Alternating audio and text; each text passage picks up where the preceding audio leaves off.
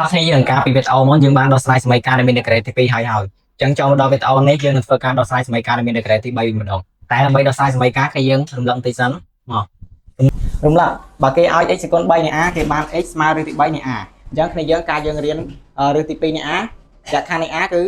ត្រូវធំជាង0ជានិច្ចហើយអត់អញ្ចឹងចូលមកដល់ឬទី3នៃ a ម្ដងអញ្ចឹងលក្ខខណ្ឌនៃ a អាចវិជ្ជមានក៏បានឬក៏វិជ្ជមានក៏បានអញ្ចឹងកន្លែងហ្នឹងសង្ឃឹមថាគ្នាយើងចាំ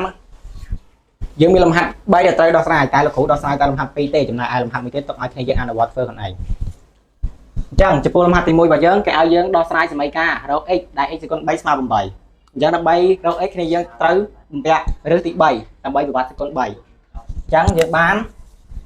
ទី1របស់យើង x សេគុណ3ស្មើ8អញ្ចឹងយើងត្រូវបំពាក់ឬសេគុណ3មកសំទោសឬទី3នៃ x សេគុណ3ស្មើឬទី3នៃ8យ៉ាងបន្តមកទៀតគ្នាយើងកាត់ឬជាមួយស្វ័យកូន3អញ្ចឹងនាំឲ្យ x ស្មើឬទី3នៃ8អញ្ចឹងគ្នាយើង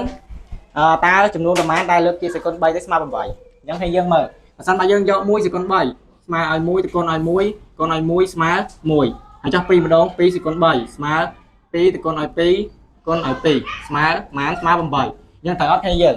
អញ្ចឹងយើងបាន2សេគុណ3ស្មើ8អញ្ចឹងចូលមកដល់លំហាត់របស់យើងនាំឲ្យ x ស្មើឬទី3នៃ2សេគុណ3អញ្ចឹងយើងអាចកាត់រើបានហើយស្មើ2អញ្ចឹងយើងឃើញចម្លើយហើយដូចនេះ2ជារើនៃសម័យកាល